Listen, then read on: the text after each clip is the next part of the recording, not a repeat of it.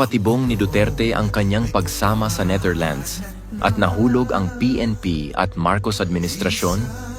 Hindi lingid sa kaalaman ng marami na matagal nang matalas ang pananaw ni dating Pangulong Rodrigo Roque Duterte pagdating sa larangan ng politika at estratehiya. At sa nangyari kahapon kung saan siya ay agad gustong dalhin sa Netherlands nang hindi dumaan sa tamang proseso, tila malinaw na nagtagumpay siya sa isang napakaingat na bitag laban sa kasalukuyang administrasyon at sa Philippine National Police, PNP.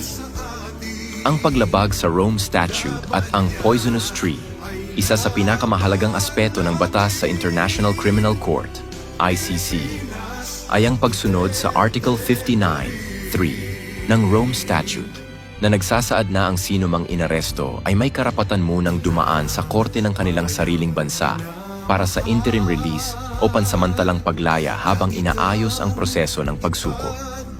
Ang competent authority sa kasong ito ay ang Hukuman Supreme Court PH ng Pilipinas at ang custodial state ay ang Pilipinas din. Ngunit ano ang nangyari? Isinakay sa eroplano si Duterte papunta sa Netherlands nang hindi man lang dumaan sa tamang proseso. Ito ay isang malinaw na paglabag sa batas ng ICC mismo. Ibig sabihin, anumang kasunod na hakbang mula sa paglilitis hanggang sa anumang hatol ay maituturing na fruits of a poisonous tree. Sa madaling salita, kung ang mismong pagkakaaresto ay may depekto, lahat ng ebidensyang susunod ay maaaring ibasura. Ang pakana ni Duterte. Bakit hinayaan niyang mangyari ito? Maraming nagtatanong, bakit hindi lumaban si Duterte? Bakit tila tanggap niya ang nangyari? Ang sagot ay makikita sa mismong mga salitang kanyang binitiwan. Naiintindihan ko mga yan dahil trabaho nila ito. This is why it has come to an end. Isang pahayag na puno ng kahulugan. Ipinapakita nito na alam niyang darating ito at hinayaan niya ito mangyari hindi dahil wala siyang magawa, kundi dahil gusto niyang ilagay sa alanganin ang PNP, ang ICC at ang Administrasyong Marcos. Ang mensahe ay malinaw. Ang PNP at ang gobyerno mismo ang lumabag sa due process, hindi siya.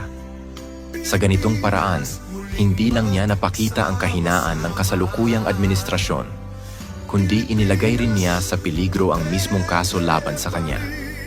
Paano nahulog ang Marcos admin at PNP sa bitag? Una, pagsunod ng PNP ng walang due process. Sa halip na siguruhing dumaan sa Korte ng Pilipinas, agad nilang isinuko si Duterte sa ICC, isang hakbang na labag sa batas na kanilang sinusunod.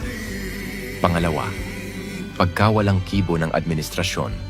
Sa halip na ipagtanggol ang soberanya ng bansa at igiit ang tamang proseso, tila hinayaan lang ng gobyerno na mangyari ito na nagpapakita ng kanilang kahinaan sa pandaigdigang entablado. Pangatlo, pagtibay ng argumento na may bias ang ICC.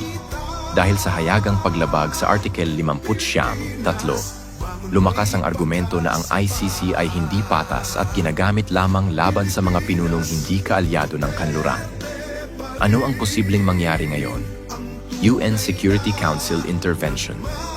Ang mga bansang tulad ng Russia at China ay maaaring kumilos upang suspindihin ang ICC proceedings laban kay Duterte gamit ang paglabag sa Article 59(3) bilang matibay na batayan. Pagkawasak ng kredibilidad ng ICC. Kung ipagpipilitan ng ICC ang kaso laban kay Duterte, maaaring tuluyan itong mawalan ng kredibilidad, lalo na kung mapatunayan na ito ay naging isang kasangkapan lamang ng politika. Kawalan ng legal na basehan sa kaso. Dahil sa fruits of a poisonous tree doctrine, posibleng maibasura ang kaso laban kay Duterte na magbibigay sa kanya ng isang makasaysayang panalo kahit pa nasa Netherlands na siya. Isang matagumpay na estratehiya. Sa unang tingin, maaaring isipin ng iba na si Duterte ay talunan sa sitwasyong ito. Pero sa mas malalim na pagsusuri, lumalabas na siya ang tunay na nagwagi. Hinayaan niyang mahulog ang PNP at ang Marcos administration sa isang bitag na sila mismo ang lumapastangan sa batas, isang hakbang na maaaring magresulta sa pagbagsak ng mismong kaso laban sa kanya. Kung sakaling ito ang maging dahilan ng pagbagsak ng kredibilidad ng ICC, Masasabi nating nagtagumpay si Duterte sa pinakamalaking laban ng kanyang buhay, hindi sa pamamagitan ng dahas, kundi sa pamamagitan ng isang maingat at matalinong estratehiya. Good luck, Mr. President Bongbong Marcos and PNP Torre.